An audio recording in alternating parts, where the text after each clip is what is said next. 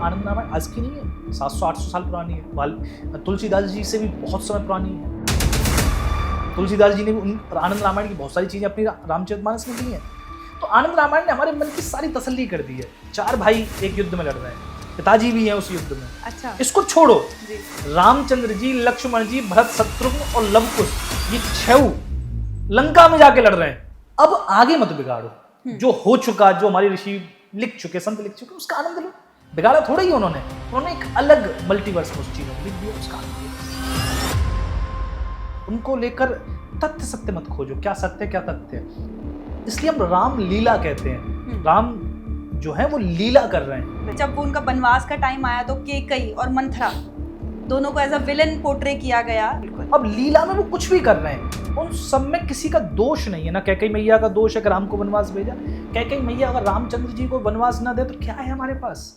कैकेयी कहती है पुत्र वनवास तो दे दूं, लेकिन सुन, एक कष्ट है कि भरत फिर मुझे कभी मां नहीं कहे। एक तो स्त्री, वो भी नीच जाति की, इसको आप कैसे अपने आश्रम में रख सकते हैं। मतंग ने कहा मेरा नाम ही मतंग इसलिए है कि मैं दूसरे के मत के हिसाब से नहीं चलता। शबरी को जीवन भर हम दुत्कारते रहे, जिसको हीन जाति स्त्री कहकर हम किनारे करते रहे, गुरुजी तक को छोड़ दिया हमने। राम उसका पता पूछ रहे हैं। माता सीता के लिए वन अलग है, रामचंद्र जी के लिए वन अलग है, लक्ष्मण जी के लिए अलग है। माता सीता तो फूलों पर चलती है। स्त्री के लिए पति के अतिरिक्त कुछ नहीं होता, पति के लिए स्त्री के अतिरिक्त भी बहुत कुछ होता है। बाकी रामायणों में राम को नहीं पता, लक्ष्मण जी को नहीं पता, वो भ्रमित होने का एक नाटक करते हैं किसके पीछे। कहते हैं कि क्या प्रभु श्री राम को पता नहीं, पता था कि मारीच है। हाँ, आज की नारी के लिए लक्ष्मण रेखा बहुत जरूरी है, लेकिन कहाँ होनी चाहिए, कहाँ नहीं होनी चाहिए, इसका एक दायरा। माता सीता को छुएगा नहीं तो हरण कैसे करेगा। वही हमारी आज की सोच इतनी ज्यादा, अरे वो हरण कर रहा है इसलिए छू सकता है। ही राम सेतु है जिसको पार करके राम जी वहां तक पहुंचे थे। और क्या ये वही लंका है जहां पर रावण रहता था? ये पूजा है, युद्ध अपनी जगह है। रामचंद्र जी ने हर रामायण में मर्यादा रखी है। आप तब से कहां थे जब वो वासुकीनाग की पत्नी हरण करके लाया था? आप तो उसके साथ थे, लड़ रहे थे। विभीषण साथ में लड़ रहे थे, पाप में साथ में लड़ रहे थे। ब्रह्मा के साथ कुकृत्य करता है तब भी आप साथ में थे। अलकापुरी पर आक्रमण किया तब भी विभीषण साथ में थे। पाप ही तो किया रावण ने, तभी तो लंका बनी है। कुंभकर्ण जानता है कि रावण ने गलत किया। सच में अग्नि परीक्षा हुई थी या फिर उसके पीछे की कथा और कहानी भावनाएं कुछ और? जय सीताराम आचार्य जी, आपका बहुत बहुत धन्यवाद कि आपने अपना कीमती समय हमारे लिए निकाला। आज हमारे दर्शकों के लिए आप बात करेंगे रामायण पे हमारे साथ, जिसमें हमने कोशिश करी है कि कुछ ऐसे सवाल पूछे जो हमारे दर्शक हमेशा से ढूंढते हैं कि रामायण में ऐसा हुआ तो क्यों हुआ था। और उन जवाबों के लिए हमारे पास आपसे बेहतर कोई विकल्प नहीं था। तो आपका बहुत बहुत धन्यवाद कि आपने हमें समय दिया। जय श्री राम, बहुत बहुत धन्यवाद कि आपने यहाँ इनवाइट किया और राम जी की चर्चा पर इनवाइट किया। सत्संग है, पॉडकास्ट नहीं है, सत्संग है। तो आनंद रहेगा, जहाँ ठाकुर जी ले जाएंगे, रामचंद्र जी ले जाएंगे, वहाँ जाएंगे हम और कोशिश करेंगे जितना हो सके उन रहस्यों को जानने की जो सवाल बने हुए हैं जनता के मन में कि ऐसा होता तो ऐसा नहीं होता, ऐसा हुआ कैसे, उन सब पर चर्चा हम करने की कोशिश करेंगे। जी। अच्छा, सबसे पहले मैं शुरू करूंगी, रामायण हो, महाभारत हो या कोई भी ऐसी माइथोलॉजिकल हम रीडिंग्स पढ़ते हैं, बुक्स पढ़ते हैं जिसमें संवाद बताया जाता है। ठीक है। कि भगवान ने उनसे ये बात की, कृष्ण ने अर्जुन से ये कहा, उस पर जैसे हमारी पूरी महाभारत में जो श्लोक हैं गीता में वो उनके वाणी के हैं। राम ने कहा कि तुम मम प्रिय भरत संभाई, मतलब एक इमोशंस और वर्ड्स को जो कनेक्ट करके लिखते हैं वो उनको कैसे पता होता है राइटर को कि एग्जैक्ट भगवान ने इसी इमोशंस के साथ कहा है, इन्हीं वर्ड्स को कहा है, ये कैसे पता चलता है? नहीं पता होता तो फिर वो लिखे कैसे जाते हैं? वो अपने मन से। तुलसीदास जी ने जो भी लिखा वो अपने हृदय की बात लिखी है।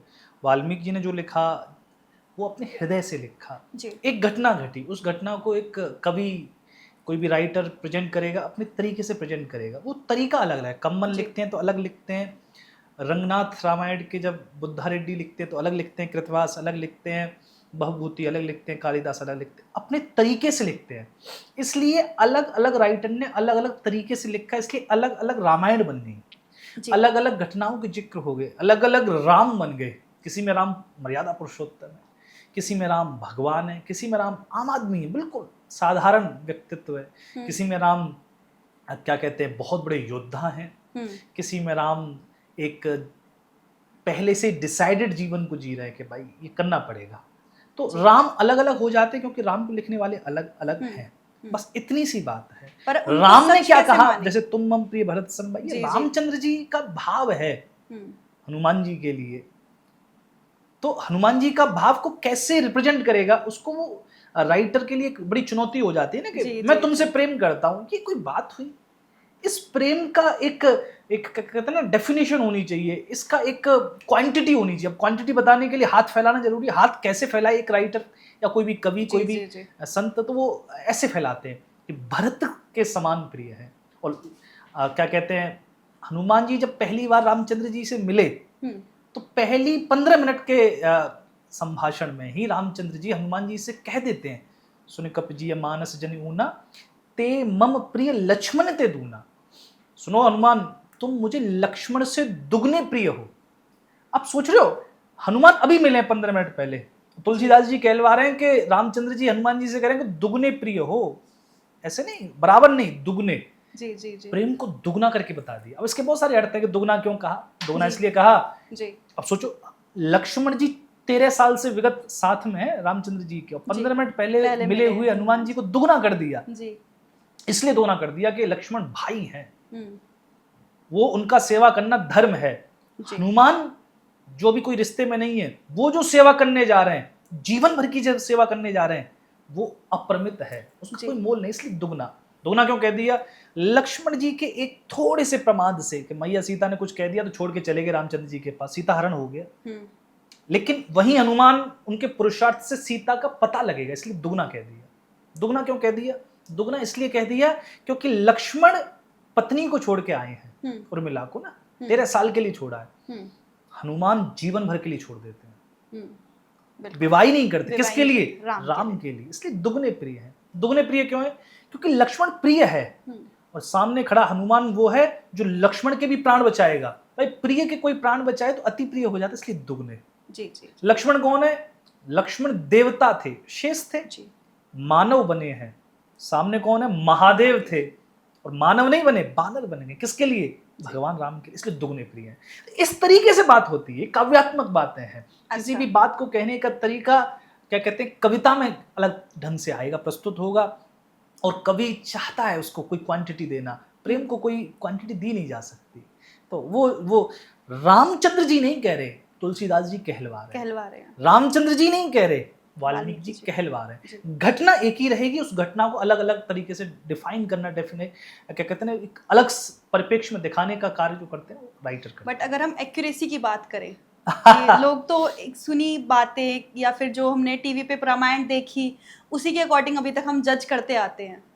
लोगों को कैसे पता कि सही कहाँ पे लिखा है? क्योंकि जैसे आपने बोला कि जितनी तरह की रामायण है उसमें राम का किरदार ही अलग है, तो सोचिए स्टोरी कितनी अलग होगी। हाँ, स्टोरी बस इतनी समझिए। मैं ऊपर की बात बताऊं कि रामचंद्र जी वनवास को गए जी 14 वर्ष के, और उसमें माता सीता का हरण हुआ। प्रभु श्री राम जाते हैं, रावण का अंत करते हैं, सीता जी को लेके आते हैं। ये स्टोरी सेम है सभी रामायण में जी। अब इसके भीतर क्या हुआ, अलग अलग रामायण अलग अलग तरीके से बता रही है जी। जनता कहेगी हम किस रामायण को माने। हाँ जी। अगर आप थोड़े से तथ्य प्रेमी हैं तो तथ्यात्मक रूप से अगर आपको पसंद है तो वाल्मीकि जी को मानो जी। अगर आप भक्ति प्रेमी है तो रामचरितमानस तुलसीदास जी की उनको मानो। आप बीच में मत रहो। और मैं उन लोगों से कहता हूं कि आप सबको मानो, सबका भी आनंद ले सकते हो। तथ्य लेकिन वाल्मीकि में है और भक्ति क्या तुलसीदास जी की में जी। आज हम कोशिश करेंगे कि जिसने जैसी भी रामायण सुनी हो, जोन सी भी रामायण सुनी हो, हम अगर कोई भी उनका डाउट है तो हम उसको क्लियर करने की जरूर कोशिश करेंगे। पहला सवाल ये रहेगा उस चीज़ से रिलेटेड कि स्वयंवर को लेकर के बहुत सारे लोगों के अलग अलग सवाल हैं कि बहुत से स्कॉलर्स को मैंने सुना तो उन्होंने कहा कि स्वयंवर हुआ ही नहीं था। जी।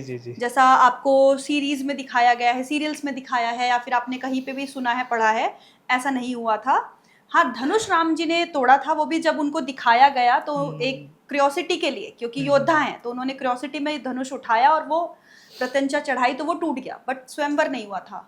अब ये आप बताइए कि रामायण के अनुसार कि सही माने, झूठ माने, सच क्या है, झूठ क्या है? इससे भी ज्यादा ज्वलंत प्रश्न ये है कि सीता जी 6 वर्ष की जब उनका स्वयंवर हुआ। 6 वर्ष की? जी। बहुत से लोग इसी में मूर्छित हो जाते, 6 वर्ष का विवाह कैसे हो सकता है? बिल्कुल। हमसे बार बार यही पूछते हैं कि महाराज सीता जी की उम्र 6 वर्ष कैसे हो गई, रामचंद्र जी की उम्र 15 वर्ष है, तो कैसे ये एक ज्यादा ज्वलंत है बजाय स्वयंवर के। और वाल्मीकि रामायण के ही हिसाब से 6 वर्ष की हैं। और ये माना जाए तो स्वयंवर जब रामचंद्र जी ने जब धनुष तोड़ा तब सीता जी 6 वर्ष की हैं। ये स्वयंवर 1 साल पहले हो चुका है जी। और 1 साल तक चला है। तो 1 साल पहले हुआ, 1 साल तक चला, तब सीता जी 4 वर्ष की थी जब स्वयंवर शुरू हुआ। और जब सीता माता ने इस धनुष को उठाया होगा तो 4-6 महीने पहले उठाया हो, तभी तो प्रतिज्ञा लेंगे ना। तो 3.5 साल की बच्ची के लिए यहाँ पर जनक जी ने घोषणा कर दी स्वयंवर की। ये बकवास बातें हैं। अब इसको कैसे जस्टिफाई करें फिर 6 वर्ष को? जी बिल्कुल। 6 वर्ष में तो विवाह हुआ है, 3 साल की उम्र में ही उनका विवाह की प्लानिंग हो गई है। इसको ऐसे जस्टिफाई नहीं किया। इसको ऐसे किया जा सकता है, सीता जी जब मिली जनक जी को तो 12 वर्ष धरती में रही। ये एक उनको दिखाता है कि वो 12 वर्ष पहले ही रह चुकी हैं। 12 और 6 18 उम्र 18 है, लेकिन 12 वर्ष वो कहीं और रही हैं जी। 6 वर्ष वो जनक जी के पास रही हैं। अब जनक जैसे विद्वान आदमी वो 3-3.5 वर्ष की बच्ची का कोई स्वयंवर स्थापित नहीं कर देंगे कि बच्ची ने उठा लिया तो 4 वर्ष की उम्र में स्वयंवर जी। ये बकवास चीजें हैं। ये मैं क्योंकि बहुत लोगों को डाउट रहता, 6 वर्ष 18 वर्ष मानो, राम जी से भी बड़ी मानो उनको एक तरीके से, पर उन 12 वर्ष को हम गिनते नहीं, इसलिए 6 वर्ष का एक तथ्यात्मक रूप से आ जाते। बाकी स्वयंवर जब हुआ तो स्वयंवर वाल्मीकि रामायण का तो यही स्वयंवर जो आपने बताया कि रामचंद्र जी जाते हैं तब तक हो चुका होता है। 1 साल स्वयंवर चलता, राजा उठाते, नहीं उठता तो एक साथ राजा आक्रमण भी कर देते हैं। अच्छा। आक्रमण करो, सीता को उठा ले जाओ। किसी ने पूछा कि फिर विवाह किससे करेगी सीता जी? भाई इतने राजा हैं, बोले आपस में लड़के जो जीत जाएगा वो ले जाएगा। तो जनक जी सभी से लड़ते हैं। अच्छा। अपनी कन्या को किसी सुयोग्य को ही दूंगा, एक पिता की जिद है, ऐसे नहीं दे सकता ना किसी को। मेरे लिए मेरी कन्या कोई वस्तु थोड़ी है जो किसी को भी दे दूंगा, सुयोग्य को दूंगा। धनुष उठाओ ले जाओ, नहीं तो मैं युद्ध। 1 साल तक युद्ध चलता है, फिर यज्ञ से सेना निकल कर रक्षा करती, वही सब पूरी कथा है। उसके बाद फिर प्रभु श्री राम 1 साल के 1.5 साल 2 साल के बाद प्रभु श्री राम पहुंचते हैं वहां पर, और जनक खाली धनुष दिखवाते हैं विश्वामित्र जी। जी, जी। कहते नहीं कि उसको उठाने से विवाह हो जाएगा जी। उठाते, प्रतिज्ञा चढ़ाते, टूट जाता है जी। प्रतिज्ञा केवल ये थी प्रतिज्ञा चढ़ाने की, टूट गया उनसे। सबने ताली बजा दी, राम जी का विवाह हो गया। किसका विवाह हो गया? बोला आपका हो गया। मेरा विवाह मेरी मर्जी से नहीं, मेरे पिता की मर्जी से होगा। मेरे पिता को पूछो, पिता चाहेंगे तो होगा, वरना धनुष टूट गया भले विवाह नहीं करूंगा। तो रामचंद्र जी मर्यादा स्थापित करने वाले हैं, पिता के अनुसार ही सारी चीजें होंगी, मैं पिता से आगे नहीं होंगी। तो फिर पत्री जाती है तो दशरथ जी तो पहले ही राजी थे, जब हो रहा है तो होने दो। इस तरीके से विवाह होता है। लेकिन वहीं फिर तुलसीदास जी इसको अलग नेक्स्ट लेवल ले जाते हैं। वहां पर सारे राजा उपस्थित हैं, जिसमें रामचंद्र जी सभी के सामने तोड़ते हैं। आनंद रामायण के ऋषि इसको अलग लेवल पे ले जाते हैं, उसमें रावण भी उपस्थित है। हाँ, मेरा यही सवाल था कि रावण क्यों नहीं तोड़ पाया था उस धनुष को, जब रावण बड़ा महादेव भक्त। एक्चुअली क्या ना कि इसके बहुत सारे कारण हैं कि रावण क्यों नहीं तोड़ पाया। आनंद रामायण की तो कथा बहुत ही हास्यास्पद है कि रावण ने उठाया, रावण के ऊपर गिर गया, रावण दब गया, रावण मरने वाला था धनुष के नीचे से। तो विश्वामित्र कहते राम बचाओ, अगर ये मर गया तो यही मर जाएगा, तुम कहाँ लीला हो पाएगी तुम्हारी। तो रामचंद्र जी उसके वक्ष से, छाती से धनुष को उठाते हैं, फिर चढ़ाते हैं। ये एक अलग कथा ले जाती है। बाकी सभी रामायणों में रावण आता है परोक्ष रूप से। किसी में उसने मंत्री भेज दिया कि जाओ कह दो जिसने कैलाश उठा लिया उसे धनुष उठाने की जरूरत नहीं है, बेटी भेज दो। बोले पागल हो गए, राजा को बुलाओ। तो जब तक रावण आता तब तक धनुष राम जी उठा चुके होते हैं, इसलिए वो दुश्मनी मानता था। एक रामायण ये कहती है। दूसरी रामायण ये कहती है कि रावण आया धनुष उठाने के लिए, जैसे ही बड़ा किसी ने झूठी अफवाह कि लंका में आग लग गई है तो वो छोड़ के चल दिया। तो इस तरीके से कई सारी कथाएं हैं। रावण महादेव का धनुष उठा पाता ऐसा नहीं है। महादेव उस शिव धनुष को उठाने के लिए और भी बहुत सारे राजा थे जो उठा सकते थे, शक्तिशाली राजा थे। बाणासुर आया था, सहस्त्रबाहु का उसमें वर्णन आता है। अर्जुन तो मर चुका था, सहस्त्र अर्जुन जिसको गुरु परशुराम ने मारा, लेकिन बाणासुर का भी वर्णन आता है।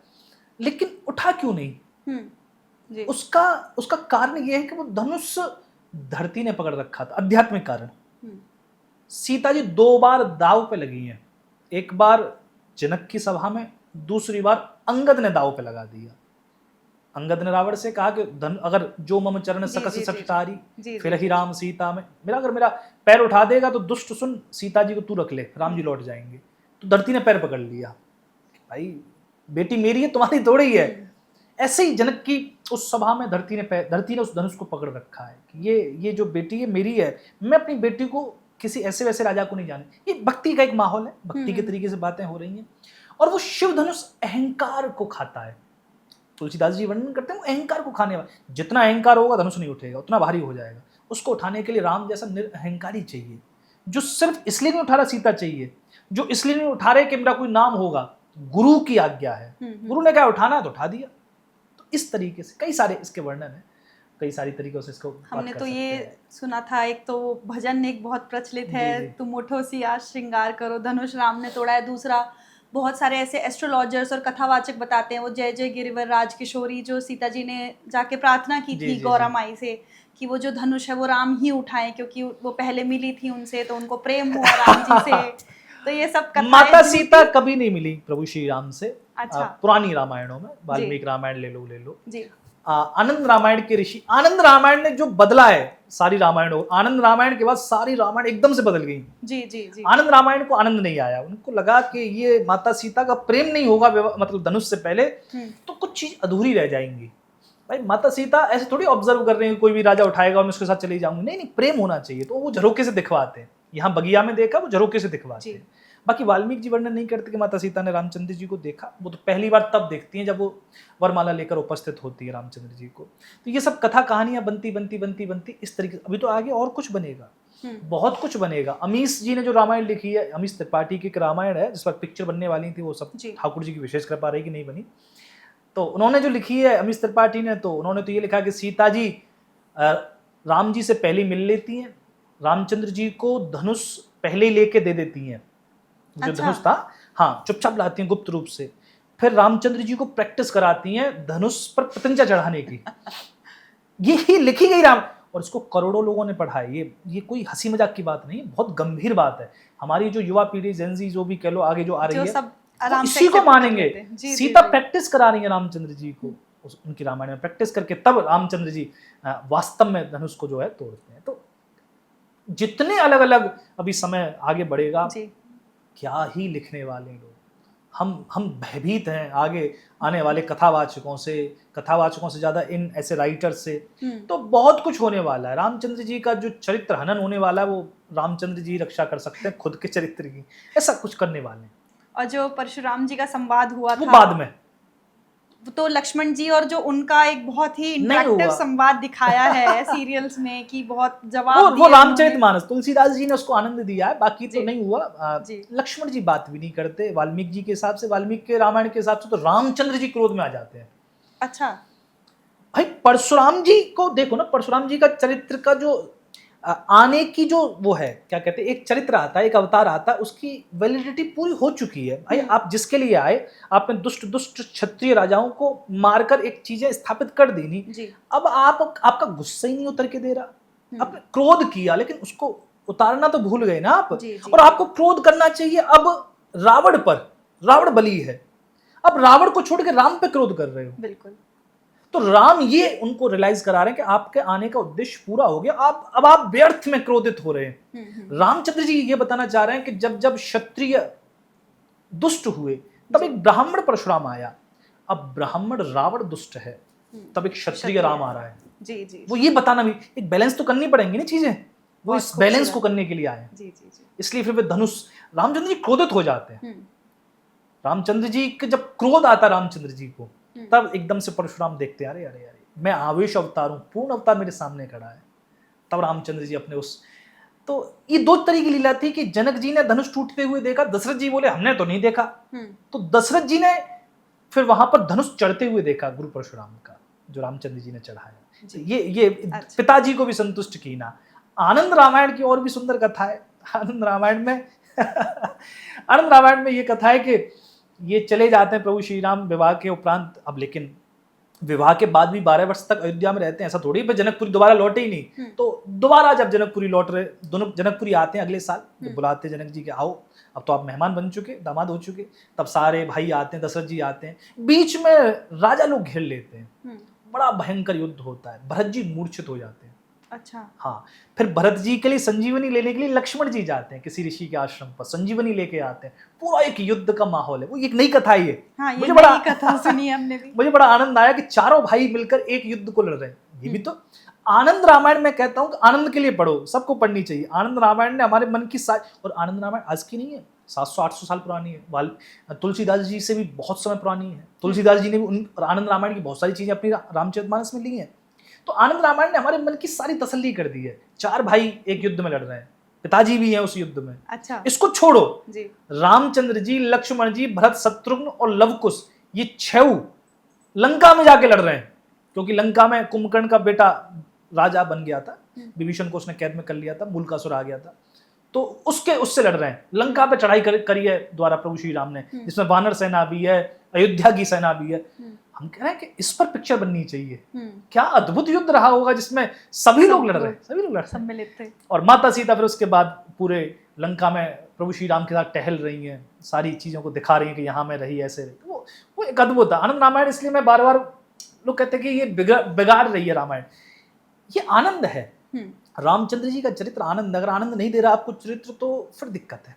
आप कहोगे फिर इसके मतलब ये बिगाड़ दें, अब आगे मत बिगाड़ो। जो हो चुका, जो हमारे ऋषि लिख चुके, संत लिख चुके, उसका आनंद लो। बिगाड़ा थोड़ा ही उन्होंने एक अलग मल्टीवर्स में उस चीजों को लिख दिया, उसका आनंद लो बस।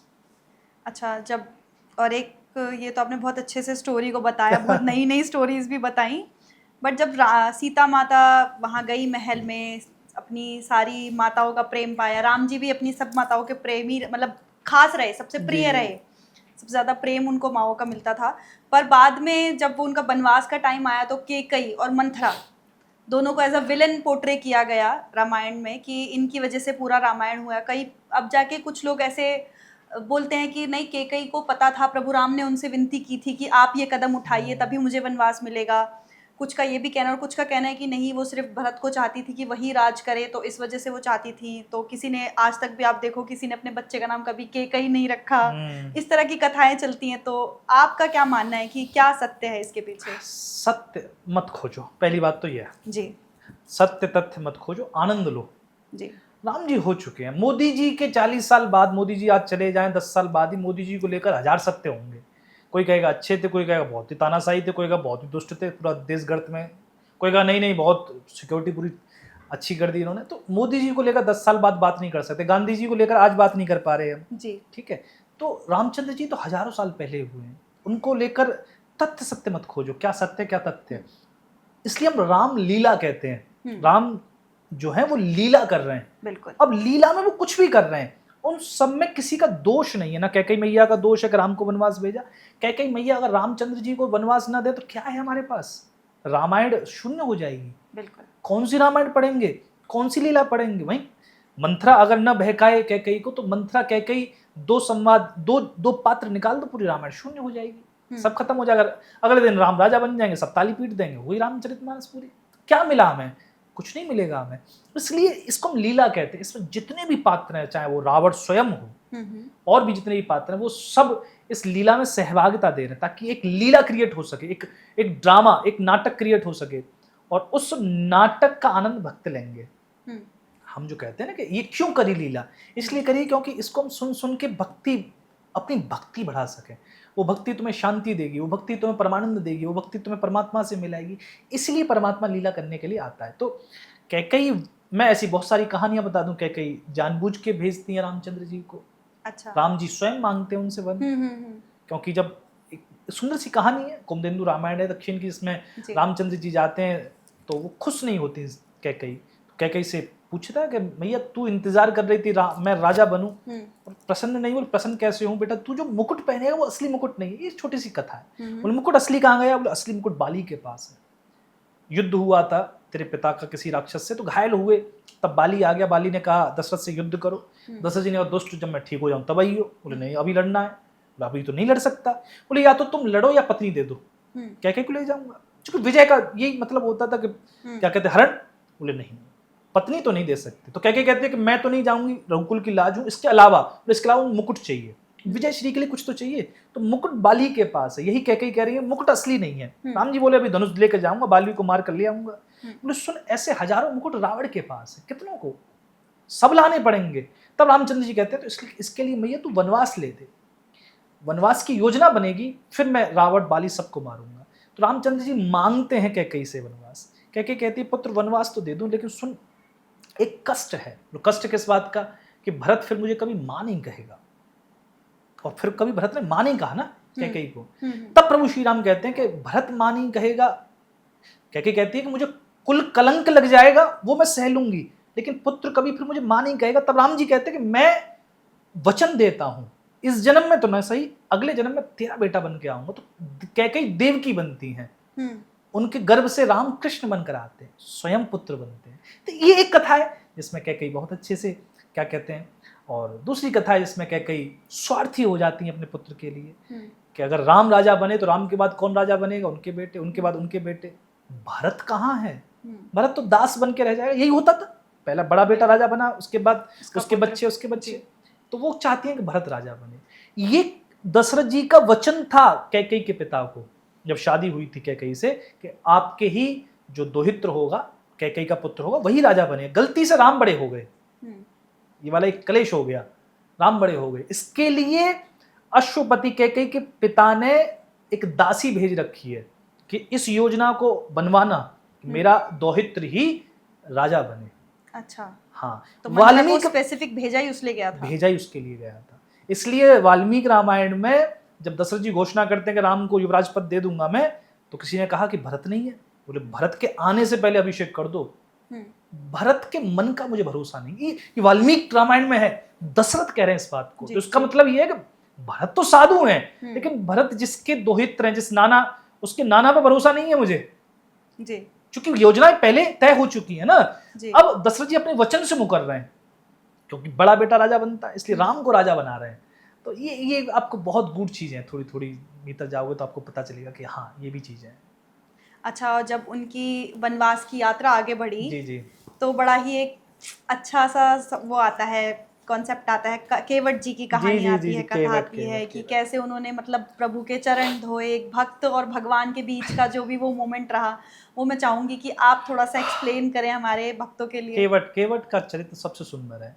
वाल्मीकि में केवट नहीं है, क्योंकि हाँ, वाल्मीकि में रामचंद्र जी के साथ उस स्टेट का राजा खड़ा है। राजा कौन है? निषाद राज गुह नाम है उनका। राजा खड़ा है रामचंद्र जी के साथ, तो किसी केवट की औकात नहीं है भाई, किसी नाविक की क्या औकात। रामचंद्र जी से कहे कि तुम्हें नाव में तब चढ़ाऊंगा जब पैर धुलवाओगे, शर्त नहीं रख सकता ना, राजा खड़ा है। लेकिन भक्ति में केवट शर्त रख सकता, राम को माननी पड़ेगी, निषाद राज भी कुछ नहीं कहेंगे। भक्ति में क्यों? अब ये प्रश्न बहुत बड़ा है कि इसकी मैं चर्चा कर भी चुका हूं, पर इस चर्चा से हमें समझ में आता है कि केवट के लिए राम क्या थे। एक तो बात, केवट के कई जन्म बिगड़ चुके हैं, 3 जन्म से वो गिर चुके हैं। वो वशिष्ठ के पुत्र थे। दशरथ जी एक दिन पहुंच गए, बोले जीव हत्या लग गई है, श्रवण कुमार मर गया है, मैं बेचैन हूं। 3 बार मंत्र कहा, जीव हत्या दूर कर दी। जब वशिष्ठ जी आए तो प्रसन्न होकर बता रहे हैं कि आपके मैंने आया क्या कहते हैं, आपका शिष्य आया तो कौन? दशरथ, उनकी जीव हत्या दूर कर दी। बोले कैसे? 3 बार मैंने मंत्र कहा। वशिष्ठ क्रोधित हो जाते हैं, दुष्ट, तूने मेरे इष्ट को 3 बार कष्ट दिया, इसलिए 3 जन्म तक पतित हो जा। ये 3 जन्म बिगड़ गए, पहले कछुआ बनते हैं, फिर व्याध बनते हैं, फिर केवट बनते हैं। तब बोले कि मैंने गलती तो करी है, नुति नाम था, गलती तो करी है, लेकिन मैं चाहता हूं कि मेरा कोई प्रायश्चित तो। प्रायश्चित, तब वशिष्ठ जी को करुणा आती है, क्रोध के बाद करुणा आती है। तब कहते हैं पुत्र सुन, मैं अपनी सारी तपस्या तुझे देता हूं, और उसका फल यही है कि एक दिन वो आएगा। कौन आएगा? अवतार आएगा, और उसके चरण धोकर तू भी मुक्त हो जाएगा। तो अब वो समय आ रहा है कि राम आ रहे हैं, लेकिन अब केवट एक नहीं है उस घाट पे ना, हजारों केवट हैं। राजा निषाद राज का काम ही है पार उतारवाना। भाई निषाद राज तो निषादों के, तो केवट नावों की कमी नहीं है, हजारों नाव हैं। तो रामचंद्र जी केवट की नाव में क्यों बैठेंगे? बैठेंगे क्योंकि केवट ने बड़ा त्याग किया है। कैसे त्याग कर दिया? एक दिन बाढ़ आ गई, उस बाढ़ में सब बहने लगे, निषाद राज का बेटा बहने लगा। अच्छा। निषाद राज ने कहा कि मेरे बेटे को बचा लेगा जो, मैं उसको आधा राज्य दे दूंगा। केवट ने बचा लिया। केवट पहुंच गए, बोले केवट तूने बचा लिया, मैं तुझे आधा राज्य देता हूं। केवट ने कहा नहीं चाहिए। बोले पागल, गरीब है तू, पैसे 2 पैसे पूरे दिन में कमाता है, मैं आधा राज्य दे रहा हूं। बोले नहीं चाहिए, मुझे आधे राज्य के बदले कुछ और चाहिए। निषाद राज को लगा कि आधे राज्य से भी ज्यादा कीमती कुछ हो सकता। बोले एक क्या हो सकता, क्या चाहिए? बोले मुझे आधे राज्य के बदले एक दिन चाहिए। कौन सा दिन? जिस दिन राम आएंगे, मुझे वो दिन चाहिए। उस दिन क्या होगा? उस दिन उस घाट पर केवल केवट की नाव रहेगी, उस दिन कोई और नाव लगनी नहीं चाहिए। निषाद राज ने कहा पागल है तू, आधे राज्य की बदली तू एक दिन मांग रहा है। बोले वो दिन चाहिए। आज वो दिन उपस्थित है। निषाद राज भी चुप खड़े हैं, वचन दे चुके हैं ना जी।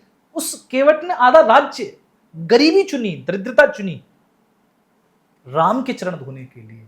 इसलिए राम भी चरण धुलवाएंगे, 3 जन्मों की प्रतीक्षा है। निषाद राज भी कुछ नहीं कहेंगे, केवट ने बहुत बड़ा। तो जब इतना बड़ा त्याग होता है तो राम चरण धुलवाते, राम आते हैं, ये भक्ति की बात है। तो केवट वो है। आनंद रामायण में केवट पहले ही आ गए। अच्छा। हाँ, जब विश्वामित्र के साथ जाते हैं रामचंद्र जी, तो विश्वामित्र, रामचंद्र जी, लक्ष्मण जी, इन तीनों को पार उतारते हैं। बाकी रामायणों में सीता जी को पार उतारते हैं, सीता जी राम लक्ष्मण को पार उतारते हैं। तो इस तरीके से केवट का चरित्र बदल जाता है। बहुत ही खूबसूरत आपने केवट चरित्र सुनाया। अरे बहुत सुंदर, बहुत सुंदर। हमें भी आज पता चली जो आपने बताया, उनकी बैक एंड स्टोरी क्या थी, क्यों उनको वो दिन मिला। बहुत ही भक्त की जो भावनाएं हैं भगवान को पाने के लिए, वो एक कोई भी आप सोच नहीं सकते वो किस मोड़ पे मुड़ेंगी, किस तरह से मुड़ेंगी, और वो जो प्लानिंग उनकी चली वो अपने आप में बहुत प्रिय थी। ऐसे ही रामायण में एक और भक्त हैं हमारी शबरी माता। हाँ, माता शबरी रानी थी अपने पिछले जन्म में, महारानी थी। महारानी के लेकिन एक कायदे कानून होते हैं, पर्दे में रहना, ज्यादा आप संत महात्माओं के साथ। मीराबाई तो बैठती थी, बदनाम हो गई जी। उनकी सासू माँ बहुत ताने देती थी कि संत महात्माओं बैठ, लेकिन छोड़ना पड़ गया उन्हें सब कुछ जी। ऐसे ही कुंभ में पहुंचती हैं, वहां भी सब देखा महात्माओं को दर्शन नहीं कर सकती, तो अंत में उन्होंने अपने जीवन को प्रयाग में विसर्जित कर दिया, जीवन आहूत कर दिया। रानी नहीं होना, इससे बढ़िया तो मैं किसी नीच जाति में, उस समय के हिसाब से कहना कि मैं एक निषाद जाति में या भील जाति में, तो एक भील जाति में, शबर जाति में उनका जन्म होता है और उस जन्म में उनका विवाह होने वाला है। लेकिन 8 वर्ष की अवस्था में वो देखती है कि सारे मेरे विवाह में दावत की तैयारी, दावत के लिए बड़े बड़े पशु बांधे हुए हैं। तो पूछती है माँ से, बोले तेरे दावत बनेगी? बोले किसकी? इसकी। तो करुणा आ जाती कि मेरी वजह से ये कटेंगे। छोड़ देती हैं घर, छोड़कर चली जाती है मतंग ऋषि के आश्रम। लेकिन मतंग ऋषि जब एक्सेप्ट करते हैं शबरी को, शबरी बहुत सेवा करती हैं, वो पूरी कहानी है, तो उनके सारे चेले नाराज हो जाते हैं, बोले गुरुजी पतित हो गए जी। क्यों? एक तो स्त्री, वो भी नीच जाति की, इसको आप कैसे अपने आश्रम में रख सकते हैं? मतंग ने कहा मेरा नाम ही मतंग इसलिए है कि मैं दूसरे के मत के हिसाब से नहीं चलता, जाने नहीं तुम मुझे। तो गुरुजी को छोड़ के चले जाते हैं सारे लोग, सब अपनी अपनी साधना में चले जाते हैं, गुरुजी पतित हो गए। शबरी मतंग ऋषि का आश्रम रह रही है, लेकिन मतंग इतने वृद्ध हो चुके हैं, मतंग भी कहते हैं बेटी मुझे जाना है। कहाँ जाना है? मैं शरीर छोड़ रहा हूँ। शबरी ने कहा कि जैसे तैसे तो मुझे एक आश्रय मिला, गुरु मिले, आप चल दिए, मुझे जाना पड़ेगा। तब शबरी कहती मुझे न त्याग, मुझे न तपस्या आती, न व्रत नियमचर्या कुछ नहीं आती, मेरा क्या होगा? तब मतंग जो कहते हैं वो सुनने लगा। मतंग कहते हैं बेटा सुन, तूने मुझे गुरु बनाया है, मैं इसलिए अपनी सारी तपस्या तेरे लिए समर्पित करके जाता हूं कि तुझे कहीं नहीं जाना। फिर तुझे खोजते हुए वो आएगा। कौन आएगा? भगवान आएगा। अब राम आ रहे हैं। जो चेले चपाटे थे मतंग ऋषि के, जो अपनी अपनी झोंपड़ी, अपने अपने आश्रम बना के बैठ गए, वो सब बैठे हुए हैं कि राम हमारे घर आएंगे, राम हमारे घर आएंगे। रामचंद्र जी ने जाके एक की झोंपड़ी खटखटाई, वो आ गया अकड़ में, राम आ गए। झोंपड़ी गेट खोला, रामचंद्र जी आइए आइए स्वागत है। बोले स्वागत छोड़ो, ये बताओ मेरी मैया शबरी कहाँ है? अब वो एकदम से कप गया कि जिस शबरी को जीवन भर हम दुत्कारते रहे, जिसको हीन जाति स्त्री कहकर हम किनारे करते रहे, गुरुजी तक को छोड़ दिया हमने, राम उसका पता पूछ रहे हैं। राम द्वार द्वार जाकर शबरी का पता पूछ रहे हैं, ये बताने के लिए कि तुमने तपस्या करी, लेकिन तपस्या से मैं नहीं मिलता, अहंकार मिलता है। तुमने नियम साधे, तुमने शरीर को गलाया, लेकिन उससे मैं नहीं मिलता, उससे अहंकार मिलता है। राम सबको बता रहे हैं कि मैं किसे मिलता हूं? प्रतीक्षारत शबरी को, जो ये प्रतीक्षा कर रही है कि राम आएंगे।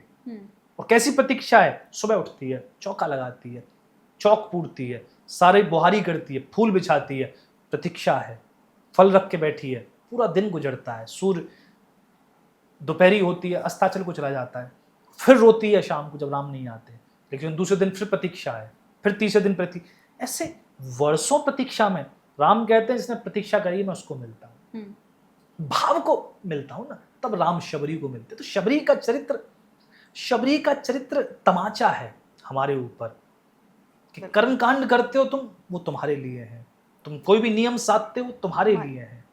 भगवान को पाने के लिए केवल शबरी ऐसा भाव हो, प्रतीक्षा हो, तो राम बैठकर झूठे बेर भी खाते हैं फिर। तो ये भाव की बात है। बहुत ही सुंदर हमने भक्त चरित्र पे जो चर्चा की, थोड़ा सा वापसी करते हैं, सीता जी की तरफ लेकर के चलती हूँ मैं थोड़ा सा दर्शकों को। एक सवाल आया मन में, पहले तो ये कि जो वनवास का जो कॉन्सेप्ट है, जी जी, सीता जी ने खुद चुना, जितना अभी तक हमें रामायण में समझाया गया कि उन्होंने खुद कहा कि मैं भी वनवास पे जाऊंगी, मैं यहाँ नहीं रहूंगी। और दूसरा, क्या आपको लगता है कि आज की जो मॉडर्न सोसाइटी है या फिर आजकल के जो गृहस्थ परिवार हैं, कपल्स हैं, उनमें कभी ऐसा हो सकता है कि अगर पति वनवास पे जा रहा है तो पत्नी साथ चल दे? दूसरा ये कि क्या वो वहाँ पे दुखी थी, क्योंकि बहुत से स्कॉलर्स को मैंने सुना है, बहुत से कथावाचकों को सुना है कि वो दुखी थी, फिर भी उन्होंने वो जीवन चुना कि वो राम को ये दिखाना, मतलब वो दुनिया को दिखाना चाहती थी कि पति का धर्म क्या हो, पत्नी का धर्म क्या होता है पति के लिए। और बहुत से लोग ऐसे बोलते हैं कि नहीं, वो बहुत सुकून में थी, खुश थी, वो वहाँ पे वनवास में थी पर वो खुश थी। हाँ, राम जी से ज़्यादा खुश माता सीता है। अच्छा। वाल्मीकि रामायण के अनुसार ही माता सीता, जैसे रामचंद्र जी उदास हो जाते हैं वन मिलने के बाद, क्योंकि हाँ। राजा बनने वाले, वन मिल गया और बैठे हुए चिंता में कैसे क्या करना है। माता सीता को लगा कि इसे पिकनिक मिल गई, वो इतनी खुश है। अच्छा। बोली यही तो आनंद है। हाँ। राजा बन जाते, समय कहाँ दे पाते माता को। बिल्कुल बिल्कुल। सीता को लग रहा है कि अब तो 14 साल सिर्फ मेरी हैं। हाँ। उनके लिए तो वो आनंद है। इसलिए माता सीता के लिए वन वन नहीं है, माता सीता के लिए तो वन ही वास्तव में राम की क्या कहते हैं सानिध्य है। जो राम का सानिध्य मैया को वहां मिला, कहीं नहीं। माता सीता के लिए वन अलग है, रामचंद्र जी के लिए वन अलग है, लक्ष्मण जी के लिए अलग है। तो माता सीता तो फूलों पर चलती है, रामचंद्र जी लक्ष्मण जी हो तो कोई कष्ट होने दे सकते, कोई कष्ट नहीं होने दे सकते। तो माता सीता, इसलिए आज भी बहुत सारी ऐसी माताएं हैं जो अपने पतियों को वन में जाएंगे तो वन में साथ जाने को तैयार हैं, क्योंकि स्त्री के लिए पति के अतिरिक्त कुछ नहीं होता। पति के लिए स्त्री के अतिरिक्त भी बहुत कुछ होता है। स्त्री की सुरक्षा भी होती है। रामचंद्र जी धनुष लेके चल रहे हैं, मैया सीता कुछ नहीं लेके चल रही। रामचंद्र जी देख रहे हैं कि भाई ज्यादा निर्जन वन में मत जाओ, कोई अगर दुष्ट राक्षस भी आया तो उससे भी लड़ना है। व्यवस्था भी लक्ष्मण जी पूरी व्यवस्था देखते हुए चल रहे हैं कि खाने की व्यवस्था होनी चाहिए, पीने की व्यवस्था होनी। माता सीता ऐसे चल रही है जैसे कि क्या कहते हैं मखमल बिछे हो। तो वो आनंद है, माता सीता का आनंद है, वनवास आनंद है पूरा। आप पढ़ोगे तो आनंद आएगा उनके लिए। तो मतलब वही जो आपने बोला कि पिकनिक स्पॉट पे गई थी माता सीता। माता सीता, राम जहाँ है माता सीता के लिए तो वही सब कुछ है, वही सब कुछ है। अच्छा, एक जिक्र ये भी आता है कि भरत जी राम जी को मनाने के लिए वापस गए थे। ठीक है। जब वो वनवास के लिए निकल गए थे, जब भरत जी वापस आए, उन्होंने देखा अयोध्या में राम नहीं है, हाँ। सीता माँ नहीं है, लक्ष्मण जी नहीं है, तो वो उनको मनाने गए और उनके साथ माताएं भी गई थी उनको मनाने के लिए। तो राम, क्या ऐसा है कि वो गए थे पहली बात तो, और दूसरा राम जी माने क्यों नहीं? मतलब भरत जी गए हैं मनाने के लिए, वो रो भी रहे होंगे उनके सामने, उन्होंने वचन कसम वादे सब कुछ कराने की कोशिश की होगी कि राम जी मान जाए बस। भरत ऐसा चरित्र, भरत जब भी कथा में आ जाते हैं हमारी, तो कथा का एक माहौल बदल जाता है जी। अयोध्या डूब रही है शोक में। अब अयोध्या को उम्मीद नहीं है। कैकेयी जो रानी थी, प्रेम करती थी राम से, उसी ने वनवास दे दिया। दशरथ जी जा चुके हैं, मर चुके हैं, मृत्यु हो चुकी है। भरत जब आते हैं तो भरत को सब समझाते हैं कि तुम राजा बन जाओ। कौशल्या कहती हैं, सुमित्रा कहती हैं, गुरु वशिष्ठ भी कहते हैं कि तुम्हें राजा बनना पड़ेगा। तब भरत कहते हैं कि सुनो, मुझे राजा बना दिया आपने तो ये धरती रसातल को चली जाएगी, तो धरती नष्ट हो जाएगी। वशिष्ठ जी ने कहा कि बावले हो गए हो, दुष्ट बैठे, हिरण्यकश्यप रावण जैसे दुष्ट राजा बने तब धरती रसातल को नहीं गई। मैं बात दुष्ट बैठे थे, धरती को पता थी कि ये दुष्ट हैं, ये राजा बने तो दुष्टता ही करेंगे। अगर मैं राजा बना तो धरती ये विश्वास नहीं कर पाएगी कि क्या राम का भाई भी दुष्ट हो सकता है। ये भरत के संवाद है। फिर भरत रोकर कहते हैं कि मैंने सबको समझा लिया। कौशल्या मेरी माँ कैकेयी कहती है राजा बन जाओ, कौशल्या मैया कहती है राजा बन जाओ, सुमित्रा मैया कहती है राजा बन जाओ, आप कहते हैं राजा बन जाओ, पूरी प्रजा अयोध्या कह रही है राजा बन जाओ। मैं सबको समझा रहा हूँ, मुझे कोई नहीं समझ रहा। अब मुझे वहां जाना जहां मुझे समझने वाला बैठा है, और वो समझने वाले राम है। इसलिए राम से जाकर कहते हैं कि सुनो भैया, लक्ष्मण को लौटा दो। अगर आप लौट जाओ, पहले तो आप और सीता मैया दोनों लौट जाओ, हम तीनों भाई 14 वर्ष काटेंगे, मैं, लक्ष्मण और शत्रुघ्न। अगर ऐसा नहीं कर सकते तो आप ऐसा करो, सीता मैया को और लक्ष्मण को लौटा दो, हम और आप काटेंगे। अगर आप ये भी नहीं कर सकते तो आप सब लौट जाओ, मैं आजीवन काटूंगा। रामचंद्र जी किसी भी चीज पर राजी नहीं होते। नहीं, वनवास जब मुझे मिला है तो मैं ही भोगूंगा। तब भरत की जिद होती है कि आप नहीं भोगोगे, आपके साथ मैं भी भोगूंगा। इसलिए नंदीग्राम में भरत जी ने जो तप किया, वो रामचंद्र जी तब भी जमीन पर सोते हैं, वो गड्ढा खोद के सोते हैं। रामचंद्र जी छांव में बैठते हैं, वो धूप में बैठते हैं। रामचंद्र जी फलमूल खाते हैं, वो नहीं खाते, गोबर से जौ निकाल कर उनको धोकर उनको पकाकर खाते हैं। बड़े बड़े महात्मा बाईपास होके जाते हैं। किसी ने पूछा कि अयोध्या में भीतर क्यों नहीं जाते, जाओ जरा, बोले नंदीग्राम पड़ेगा, उस गांव में घुसने की हिम्मत नहीं हम में। वो एक राजकुंवर है, फूलों पर पड़ा हुआ है, वो हमसे बड़ा तप कर रहा है। हम तो बाबा जी इसलिए हुए थे कि तपस्या करनी है, और हम कुछ नहीं कर पा रहे। इसलिए भरत का दर्शन भी महात्मा नहीं करते, क्योंकि भयभीत हैं, उनकी तपस्या इतनी बड़ी है। तो भरत का चरित्र तो अद्भुत है। बहुत खूबसूरत और बहुत अच्छे से जो आपने आज ये बताया उनके चरित्र, और ये जो उनकी तपस्या थी। जी जी। बहुत लोगों को नहीं पता, बहुत लोगों को ये पता है कि उन्होंने त्याग दिया इसलिए भरत भरत बने, बट उनकी तपस्या रही इसलिए भरत भरत बने, ये लोगों को नहीं पता। बहुत बड़ी तपस्या है, बहुत बड़ी तपस्या। इसमें बहुत सारी बातें की जा सकती हैं, क्योंकि लक्ष्मण की सेवा जो है वो अलग तरीके की सेवा है। जी जी। भरत की सेवा अलग तरीके की सेवा। बिल्कुल। अच्छा, जब वनवास में रह रहे हैं, भगवान है बेशक से मानव रूप में आए हैं, सीता माता को पता है वो किसका रूप है, बट जब वो हिरण दिखा तो उन्होंने क्यों माना कि वो स्वर्ण हिरण चाहिए मुझे, और वो हो सकता है पॉसिबल ऐसी कोई चीज? अच्छा, माता सीता ने क्यों मांगा? हाँ, माता सीता का मन किया हिरण के लिए। वो कहते हैं या तो इसको जीवित ले आओ या इसको मारकर इसका चर्म ले जाऊंगी मैं, क्योंकि वनवास पूरा होने वाला है। खुशी है उनको, आनंद है, 1 साल लग रहा है, 1 साल बाद वनवास पूरा हो जाएगा तो अब जाएंगे हम। तो उनका आनंद है। माता सीता ने विगत 13 साल में पहली बार रामचंद्र जी से कुछ मांगा है, इसलिए रामचंद्र जी धनुष उठा के चल दिए। नहीं तो रावण को डाउट होना चाहिए कि क्या अभी तक लक्ष्मण जाते हैं हर चीज के लिए ना। अगर मारना था तो लक्ष्मण जी जाते, तो राम जी बैठे रहते। लेकिन आज राम जा रहे हैं पीछे, क्योंकि सीता मांग रही है, पहली बार कुछ मांग रही है, इसलिए राम जा। लक्ष्मण जी ने रोका। वाल्मीकि जी कह रहे हैं, वाल्मीकि रामायण में लक्ष्मण जी ने पकड़ा, भैया बोले कहाँ चल दिए? बोले इसको मारूंगा, इसको मैं पकड़ के लाऊंगा। बोले आपको पता है ये राक्षस है, ये मारीच है, पहले भी आ चुका है यहाँ पर पंचवटी पर, मैंने इसको तीर मार के भगाया था, बाकी 2 मर गए, ये बच गया। तब रामचंद्र जी कहते हैं कि अगर ये राक्षस है, बहुत से लोग कहते हैं कि क्या प्रभु श्री राम को पता नहीं? पता था कि मारीच है।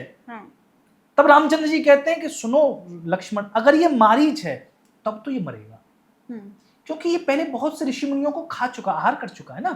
अब मैं इसको मारूंगा, शायद हिरण होता तो न मारता, अब मरेगा ये। तब रामचंद्र जी पीछे भागते हैं। तो राम को पता थी कि ये हिरण नहीं है, मारीच है। लक्ष्मण जी को भी पता थी, इसीलिए ये पूरा एक वाल्मीकि रामायण का परिदृश्य बदल जाता है। बाकी रामायणों में राम को नहीं पता, लक्ष्मण जी को नहीं पता, वो भ्रमित होने का एक नाटक करते हैं, किसके पीछे जाना है, सीता जी को पीछे से ले जाएगा। लेकिन नहीं, वाल्मीकि रामायण के हिसाब से रामचंद्र जी पीछे जाते हैं, फिर सीता मैया कुछ ऐसे वचन कह देती हैं, लक्ष्मण जी भी पीछे चले जाते हैं। पीछे से रावण आता है, कुटिया में अंदर बैठता है, ये मैं बता चुका हूँ पहले भी। लक्ष्मण रेखा तो है ही नहीं वाल्मीकि रामायण में। बट हाँ, हमारा ये भी था एक सवाल कि लक्ष्मण रेखा का जो कॉन्सेप्ट था, जो लक्ष्मण जी ने सीता माँ की सुरक्षा के लिए ही वो एक लक्ष्मण रेखा बनाई, पर क्या उन्हें उनकी शक्तियों पर संदेह था कि सीता माँ अपने आप में सक्षम नहीं है कि वो अपनी रक्षा कर सकती हैं, या फिर वो कौन है, उनकी शक्ति रूप क्या है, उनको नहीं पता था? नहीं, माता सीता ने अपना शक्ति रूप दिखाया नहीं ना कभी। रावण के आने से पहले भी माता सीता का हरण हो चुका है। वो हरण रामचंद्र जी और लक्ष्मण जी के सामने हुआ। अच्छा। हाँ, एक विराट नाम का कोई राक्षस आ गया, माता सीता को उठा ले गया। अच्छा। और वाल्मीकि रामायण में रामचंद्र जी तो बैठ जाते हैं, ये मेरी सीता को ले गया दुष्ट, मतलब दुखी हो रहे हैं बैठ के। लक्ष्मण जी कह रहे हैं भैया लड़ो, लड़ना है, दुखी नहीं होना बैठ के। तब लक्ष्मण जी उठाते रामचंद्र जी को, दोनों तलवार लेके, तब मारते हैं उसको। तो सीता जी ने वहां भी, जब माता सीता के मतलब राम जी के सामने उठा के ले जा रहा है ना, तो वहां मैया पूरा अपना चरित्र को दिखाती नहीं है पूरे में। इसलिए लक्ष्मण जी की लक्ष्मण रेखा का वर्णन फिर बाद की रामायण, जैसे कृतवास में आया, रंगनाथ में आया, और बाद की रामायणों में आ गया। और आज के परिप्रेक्ष्य में तो उस टीवी सीरियल्स ने ज्यादा फेमस कर दिया। जी जी बिल्कुल। बाकी लक्ष्मण रेखा का कोई औचित्य है नहीं। माता सीता को किसी भी लक्ष्मण रेखा में बांधा नहीं जा सकता। लेकिन जब विधर्मी हावी हुए देश पर, अंग्रेज आए और भी आक्रमणकारी आए, उन सबको हिसाब से देखकर हमने एक लक्ष्मण रेखा का कॉन्सेप्ट ईजाद कर लिया, क्योंकि स्त्री लक्ष्मण रेखा में ही रहे तभी सुरक्षित है। बाहर निकलेगी हरण हो जाएगा।